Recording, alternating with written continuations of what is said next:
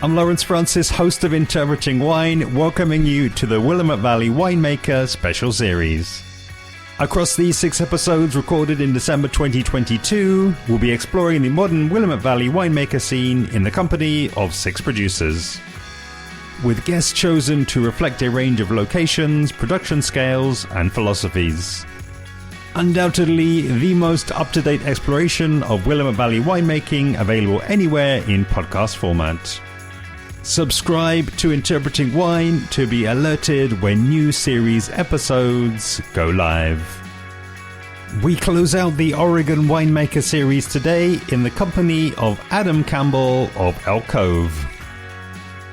First, revisiting Adam's origin story, discussing his parents, first-generation Willamette Valley pioneers. We get into new and existing plantings at Elk Cove, talk geology and take a virtual AVA tour, discover Bonsai Viticulture, international perceptions of Oregon Pinot Noir, and Willamette Valley Enotourism. Enjoy. Elk Cove was started by my folks back in the early 1970s. They were some of the first handfuls of people that decided that the cool climate of Oregon might be a better match for the amazing cool climate wines of Northern Europe, specifically Pinot Noir, of course, and Chardonnay, and Burgundy, but also the Alsatian varieties. We had a farming background. You know, my grandfather was a pear farmer here in Oregon for about 50 years. And when my parents had their passion for wine moment, they decided to move us kids out to what was essentially an abandoned homestead out here in what's now the Yamhill Carlton AVA. And back then there were no vineyards here, there were no wineries, and all volunteer labor, mostly me and my brothers and sisters planting those first 10 acres of grapes. And they planted Pinot Noir and Chardonnay, and then I guess I went to Grandma and Grandpa's for the harvest season, and they went to Burgundy and just kind of soaked it in, picked grapes, really tried to get a feel for what might be possible back here in Oregon, but with only 1 or 2 wines, commercial wines having been produced here. There were very few examples of what was possible. So I feel really fortunate. I think they made a great decision, and it was a really kind of in some ways idyllic way to grow up out here on a farm and with the vineyards and obviously my parents' passion for wine ended up rubbing off on me and my sister certainly, and we're happy to be carrying it on into a second generation.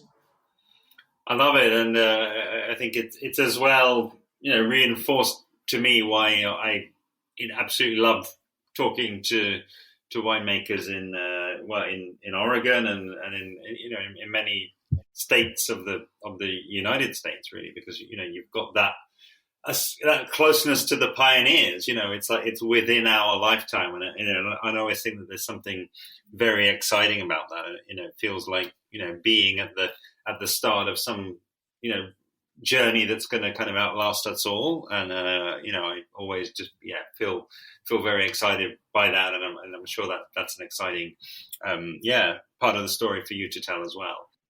Yeah, Lawrence, I was going to mention, when my parents first planted those Pinot Noir and Chardonnay grapes, I think their aspirations were in some ways limited by the history of Oregon and what they thought was possible. I think from their perspective, if they, made great wine, they could maybe sell a little bit out the cellar door, and maybe a few restaurants in Portland would carry the wines they made. And it's just amazing. We look at almost 50 years on and we sell our wines throughout the United States and wine shops and restaurants, but also here I am chatting to you all the way over in the UK.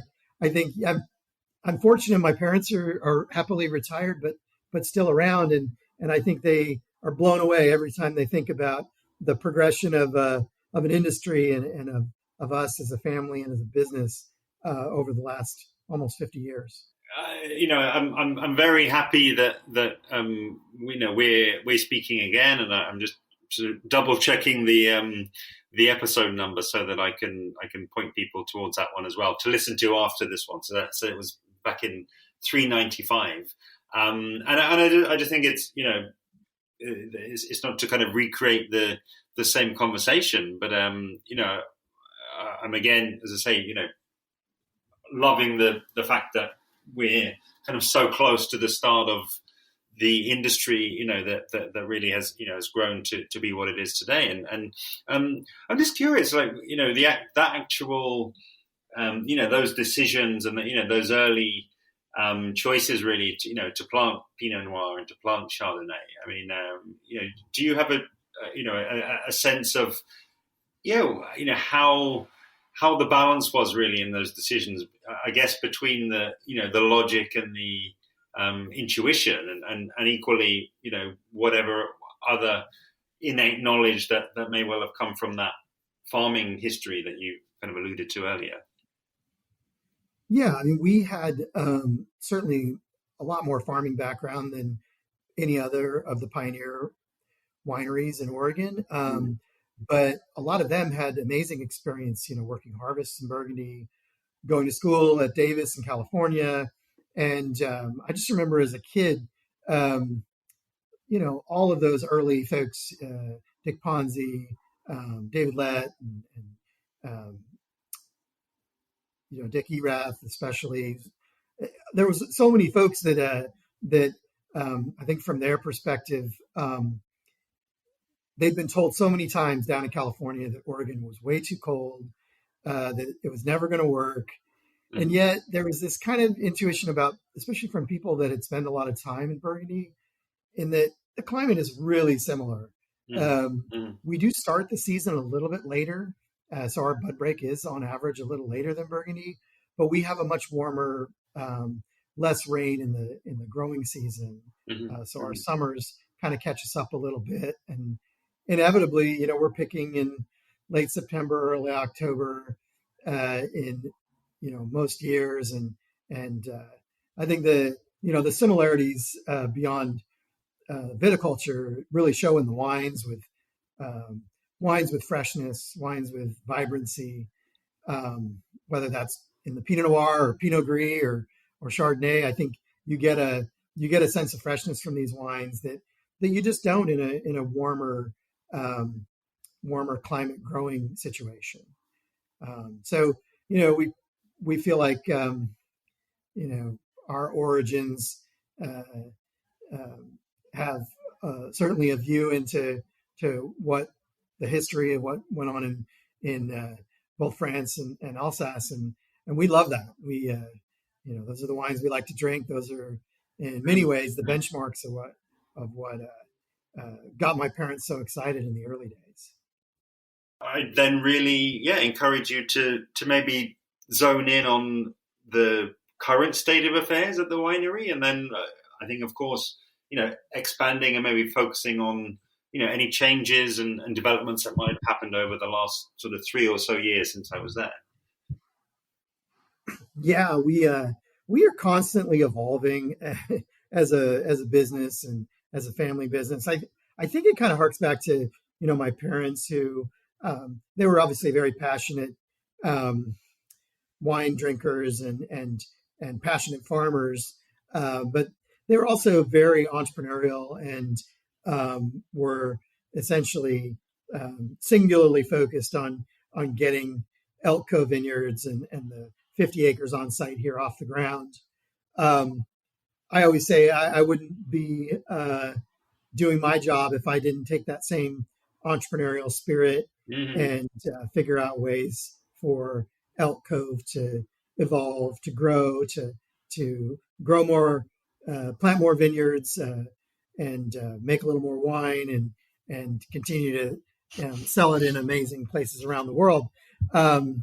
as far as the last 3 years, of course, it's been very interesting with COVID and things like that. But we, for the most part, didn't really miss a beat. We've got during the lockdowns and things like that, we just knew that we had to keep farming, and we had to keep picking those grapes and making wine, and just under the hope that things would get better. And I have to say, had a big talk with the 30 core employees here, both in the vineyard and in the winery and in sales, and enlisted their help to figure out how we can still do great things. And they totally stepped up, and we've continued to plant vineyards. We've in the last 3 years, we've planted an additional 50 acres, primarily Pinot Noir, but also Pinot Gris and even a little bit of Gamay.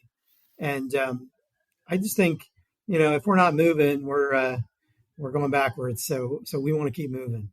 Yeah. I can totally relate to that. Yeah, that kind of, as you say, entrepreneurial spirit, which I guess as well, comes as well from a closeness. I've definitely felt it when I was there, but it's come up in several of the conversations just around. You go to a winery there in the Willamette Valley, and you go to a tasting. There's a good chance that you're going to be tasting with the winemaker. That you've got that two-way conversation going with the consumers, but then also that there is sharing within as well, with winemakers sharing wines, and I guess kind of treating it as learnings are going to be things that benefits everybody in the long term. Yeah, we have an amazing wine community here that really supports each other. I love getting out. I love doing things like this, and I love doing wine dinners and meeting customers and sommeliers and wine buyers around the country and even internationally. But there's only so many hours in the day, and I think it's kind of telling that I still, in addition to running the business and doing some promotional work for the winery, I just really want to maintain a very strong connection to production. And not all winery owners do that, but I just feel like this is the way that we can continue to get better. And I've got amazing people on the ground that help me along the way, but staying focused on grape growing and wine production is to me is a key for us. Amazing. Yeah. And I was kind of joking a little bit before we started that I think because it was January when I visited you there, and we're now of course recording this remotely, that I didn't have the recollection so much of going out into the vineyard and walking around and seeing those sites, and as well please do bring in those additional planted acres that you've got there. But I think it would be great for me as a sort of a reminder, really, and for the listener, what is the estate? What does it look like now? As an estate winery, what are those 400 or so acres, as I believe, that you're drawing the fruit from? What are the sorts of variation? Maybe starting with the sort of the macro, the sort of drone height view, and then maybe talking about one or two of those specific vineyard sites. Yeah, happy to do that. When I started back with my parents in the early to mid 1990s, that was a real big focus for me. I know my parents had always kind of wistfully talked about the idea that if we had enough planted acres in the ground that we could be 100% estate grown. And that's something that I started right away, looking to either, purchase old historic vineyards that I thought had great potential, and also planting new ground ourselves.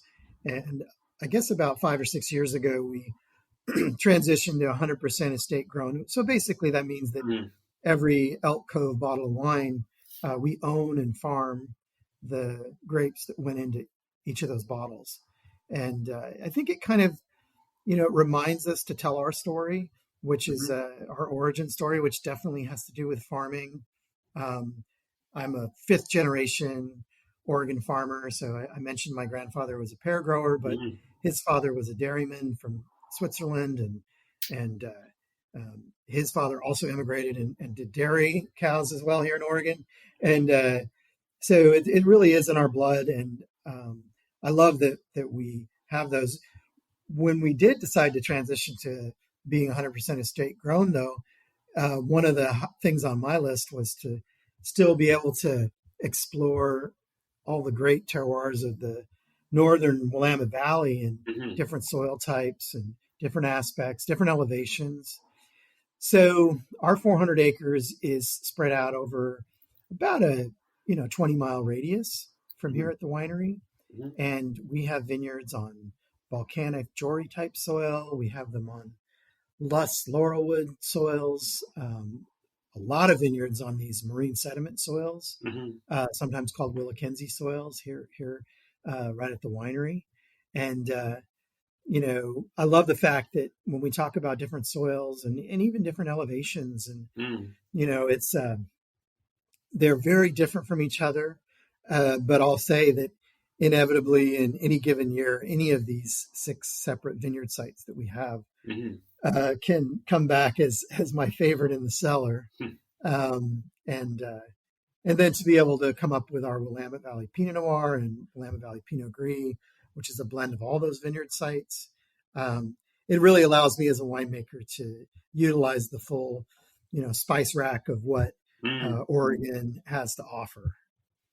Yeah, very cool, very cool. And I think that the element that we've touched on, it feels like we've maybe revisited and it maybe expanded on slightly from last time, and has actually been the geology that all of that diversity that you're talking about there is kind of sitting on top of. So I wonder if through talking about what has gone into forming that area that you're sitting on, and maybe talking a little bit first to the AVA itself and the the sort of the longer term forces that have created that, and then maybe again picking out what are some of the peculiarities perhaps and the unique elements that we would see on your property. Yeah, so some of our offsite vineyards, I kind of mentioned before, with really great volcanic soils, like up in Clay Court, which is in the Chehalem Mountains. We also own 2 vineyards with Laurelwood soils, one in the Tualatin Hills AVA and another one in the Laurelwood AVA. And those are old vines, really interesting. They give a great point of reference, point of differentiation between what we do on our estate vineyard here, the original vineyard. But I'd be remiss if I didn't mention that primarily like 300 out of our 400 estate acres are these marine sediment soils. And that's essentially old, the first 1/3 of Oregon used to be covered in ocean, 15, 20 million years ago. And so these soils are essentially ocean bottom, really sandy, and kind of siltstone and sandstone. And when essentially the oceans receded, when the plates collided, we end up with these steep hillsides that have essentially, we even find little crustaceans from that fossilized undersea crustaceans in some of the vineyards when we do soil samples. So it's and what that brings to the wine. I should mention that. I mean, it's a really good soil type to grow in because it ends up kind of just uniquely kind of stressing the vines just enough to with these well-drained soils to give you small clusters, small berries, lots of intensity. When we think of wines from these marine sediment soils, we think of dark fruits, Italian plum, some spice, but in a very much a dark kind of higher tannin potential. I guess it's what we know. We love it. So we've we've been making wine from these soils for between my dad and myself for almost 50 years. Yeah, it is really an incredible to zoom right out. I mean, we've spoken about on the series already the two mountain ranges and the volcanic activity that's there, but then also touching on the deposits that came from the Missoula floods as well, which I gather is maybe from the pear farming history as well. That was maybe more in the valley floor where there was those supremely fertile soils as well. So there just seems to be so much. They're kind of a patchwork quilt of geological sites that are happening. Yeah, Lawrence, one of the things I always say is that, people are always like, well, which is your best vineyard? And what's the best vineyard in Oregon? And I always like to say, the best vineyard in Oregon hasn't been planted yet. So, there's so much great potential ground. It's one of the reasons why I am really fortunate, and I feel great that, my parents and all my family are motivated to continue to look for new areas and plant new vineyards, because there's a lot of ground that we won't know its potential until we see Pinot Noir at 12, 15-year-old vines and to then see what they bring to the table. I love it. And so something else I love is having the kind of the pre questionnaire that you filled in advance of our conversation. And I'll really keep this short because, one of the statements that you use there, one of the phrases that you use when talking about the viticulture, which I asked you to describe, is you used a term called Bonsai Viticulture, which I think is great. So, really, I just, invite you to unpick that really. I mean, I think, that will maybe mean different things to different people. So what does it actually mean for you and the guys on the ground there, Bonsai Viticulture? Yeah, I'll start that out by saying, we've got an amazing vineyard crew that has been with me for 15, 20 plus years. And they're all, for the most part, originally from Mexico or Central America.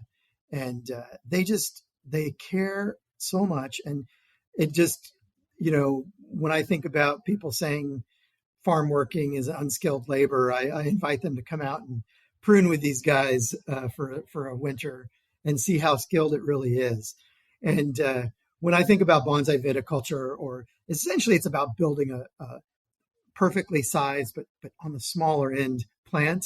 And out of our 400 acres, that essentially means 500,000-600,000 vines that we have to address individually up to 12 times per season, whether that's pruning or thinning or shoot positioning.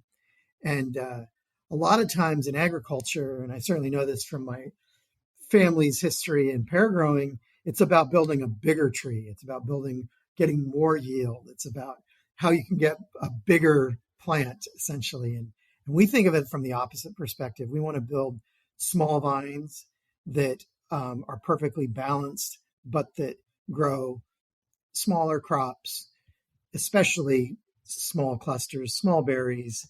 All the intensity and flavor potential you get from the skins of the grapes is so much more elevated when it's a small berry and a small cluster.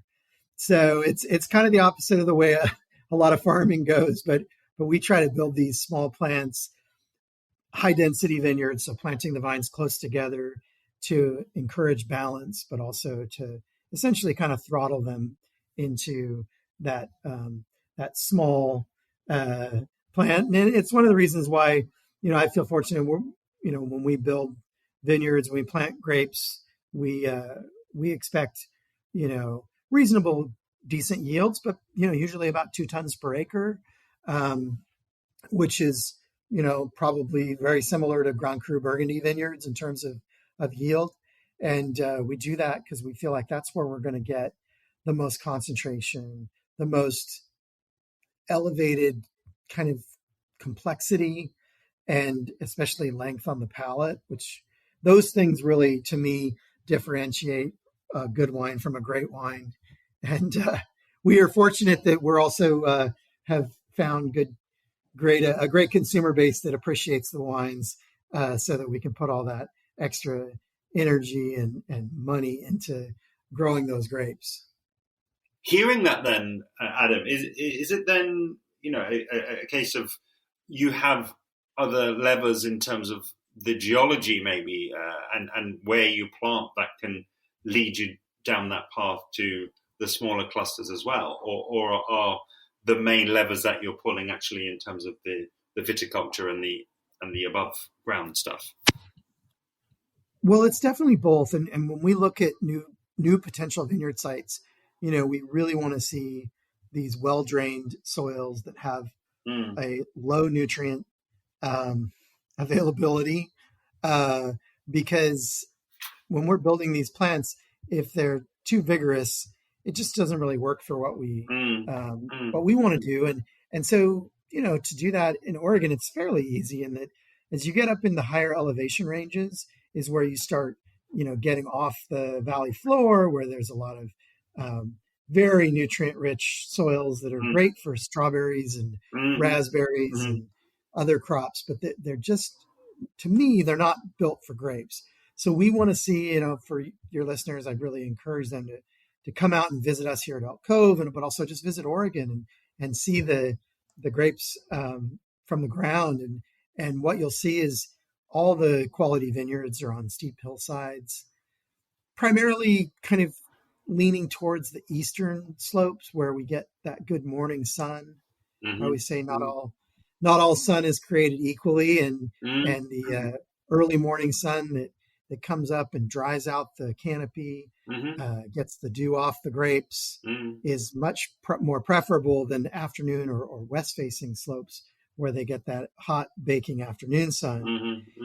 So if you come here, you'll see these south and southeast-facing slopes, very steep vineyards. It's especially if you, as a kid, I spent a lot of hours walking up and down doing a lot of vineyard work for my folks, and it's a workout.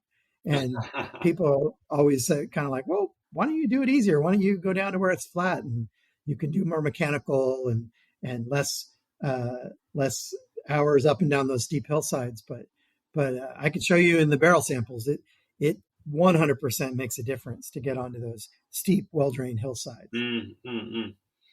Yeah, it's one of those things that I think a real connoisseur, I guess, knows, and maybe as well, to loop back to really where you started. It's like, okay, it doesn't make sense to a lot of people. I'm sure you're not growing for volume and size, as you said earlier, and there are other considerations. When you think about that term again, growing wine, it's not about just growing the fruit and then eating the fruit or selling the fruit on. It's like, okay, no, we're making these decisions now for the 10 years down the line, for the 15 years down the line, and I'm sure it's something that the wine lovers really appreciate.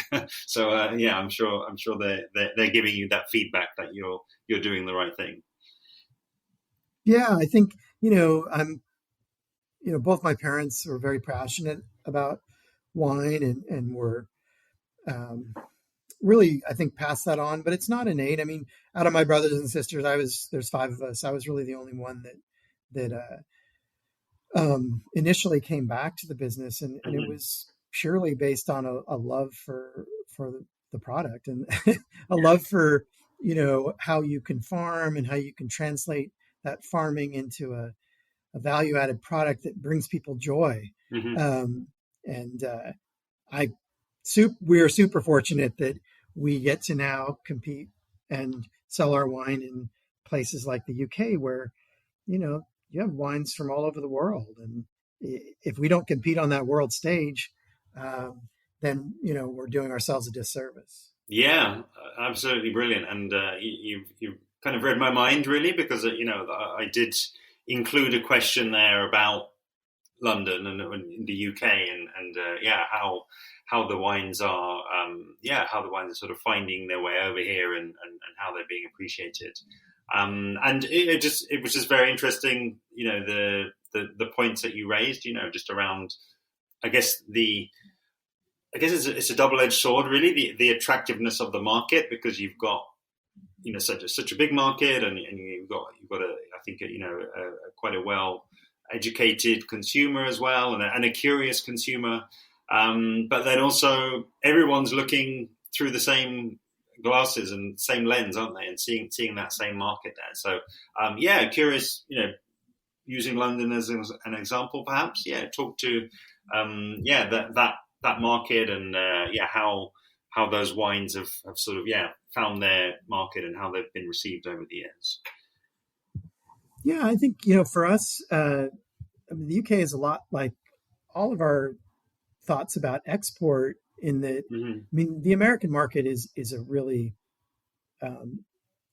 big, dynamic, great market to sell wine in, of course, and being one of the pioneer wineries from Oregon that does good work, we probably would have no trouble selling all of our wine domestically. But we've always had a focus on, even back to my parents in the 1980s, about selling wine into world markets, media markets, places that again can source wines from all the best producers around the world, and if we want to benchmark ourselves against other Pinot Noir producers, there's no better place to do it than in London. And so for us, we're in about 20 export markets, but many are small. Larger ones being certainly in Denmark and Sweden and Norway. Canada is a big market for us, of course, just being our northern neighbor. And then we've had a long history of selling wine into the UK. We currently sell through Amethyst Drinks, and I know they do sell at their shops and in restaurant, the restaurant world as well. And then we've had a great relationship with the Wine Society, which I was amazed to learn about that. And they have a master of wine, Sarah, that we work with, and some of the single vineyard wines that we've made, small quantities, 800 cases, can find their way over to consumers in your part of the world. And again, my parents and myself were just, tickled to be able to, that our wines can compete on that world stage. Yeah, very cool. And, I think, another interesting point that you raised is really around maybe the classic palate, or the sort of the classic tendency of maybe some wine drinkers in the UK. And I'm just curious, is that and has that been a kind of a difficult kind of perception to shift, just in terms of, okay, we are in the US, and this is a new world, I'll make the inverted commas region, but that doesn't tell the full story, I think, in terms of the style, and what people will actually experience if they give the wines a chance and give them a try. Yeah, Lawrence, I think in some ways we're fortunate, obviously growing grapes in a cool climate that is similar to those Northern European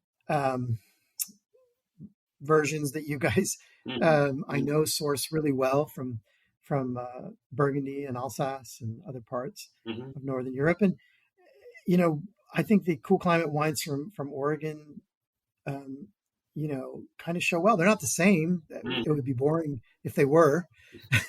Maybe a little more upfront fruit on the wines from here with our slightly warmer summer temperatures.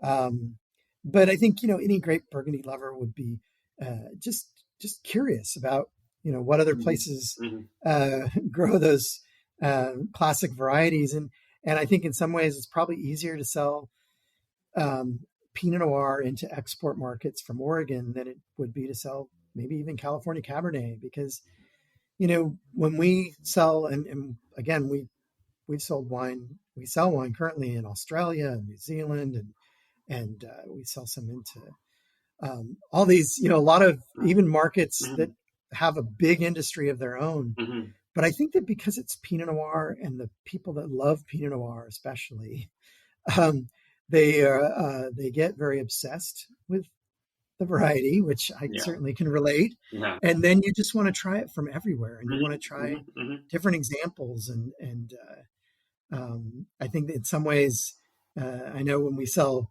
our Pinot Noir, certainly into Australia, I remember the first year we started doing that is about 20 years ago. And I asked for a customer list, and I think half the customers were other wineries. And I know it's just like people like myself that they want to try wines from around the world. They want to try Pinot Noir specifically from around the world. And I know that, there's consumers in the UK that are probably in the same boat, where they just, once you get bit by the bug, you want to go find those examples. Yeah, no, I'm in a couple of those tasting groups, and certainly when you get a wine that's served blind as well, that's even better, really. Just because you've got the grape isn't always the most difficult to spot, Pinot Noir, but then really kind of nailing down, and I think it's one you can get really geeky about if you blind taste people with, and because of that, that transparency that that it's famous for, it can be hell trying to track down where it's from, and anyone that's seen me, I'm pretty awful at blind tasting, but I think it's so much more difficult with Pinot, because there are such great growing sites around the world, and absolutely put Oregon and the Willamette Valley right up there.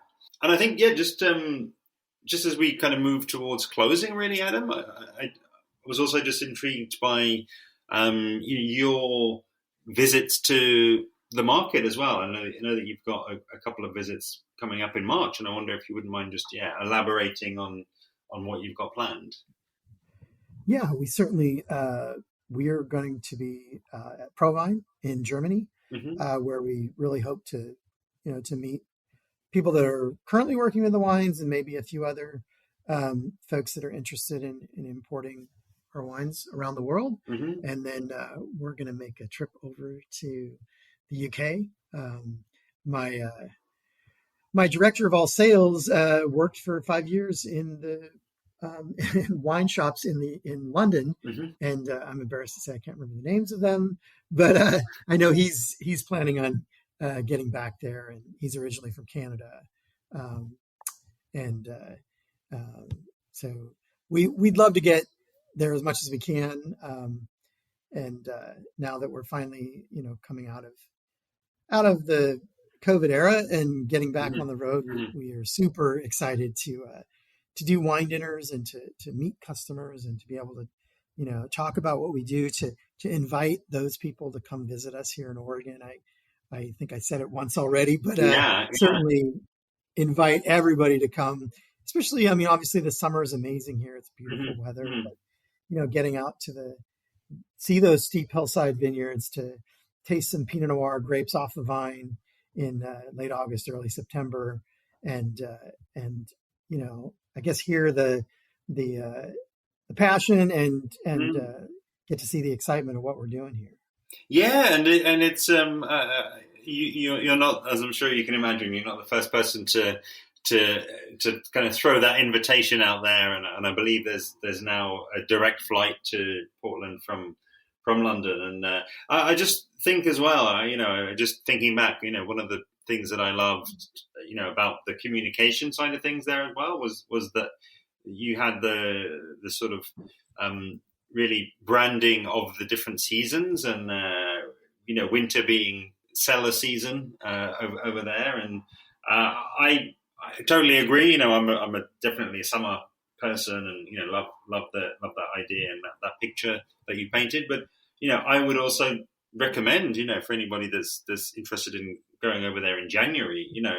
In hindsight, in advance, I was kind of a little wary about what I'd find in January over in the Willamette Valley. But it's an absolutely brilliant time to visit. You pretty much get get the roads to yourself. You kind of get the winemaker to yourself, and you're there. And I guess it's also potentially quite a calm time of the year for you, as hopefully a lot of the wines are kind of well on their way and kind of hunkering down for winter themselves. Yeah, you're right, Lawrence. We definitely have so much more time in the cellar season, and for the person that really wants to dig deep into the wines, it's a great time to come. And like we've mentioned earlier in this podcast, we're a very friendly, collegial bunch. That if you come visit me at my winery, I'll quickly call my buddies and set you up with an appointment down the road at another great Oregon winery, and they do the same for me. Yeah. So, people will see that when they come out. I love it. And really, final question for me is just to invite you to, let the listeners know what are the coordinates, the best place to find you on the internet if they want to, continue the exploration of what you've got going on. Yeah, we have an amazing website. My sister is a very talented photographer, so all the photos and everything on our elkcove.com website, as well as we're on Instagram and Facebook and all those other ones. She does a great job, and I don't even have to think about it. And, there's some great videos of me bottling and of harvest time and things like that. So really encourage people to get on there and check it out, and that'll remind you to put us on your list when you make it over here to the States. A massive thanks to today's guest, Adam Campbell of Elk Cove. Please do help to amplify this episode and the rest of this magical series by sharing the direct link, which is interpretingwine.com/532. And if you've missed out on any of the previous episodes, you can catch up from the links in the description below. And of course, I'd love to have you following along with me on social media, where I'm at Interpreting Wine on Instagram and Facebook, and at Wine Podcast on Twitter. That does unfortunately bring the Oregon Winemaker special series to a close for now. All that's left to say is a huge thank you to all 6 series guests: Guillaume Lage, Scott Neal, Brienne Day, Doug Turnell, Pam Walden, and of course Adam Campbell. Make sure you're subscribed to Interpreting Wine wherever you're listening to be alerted when the next series goes live. See you then.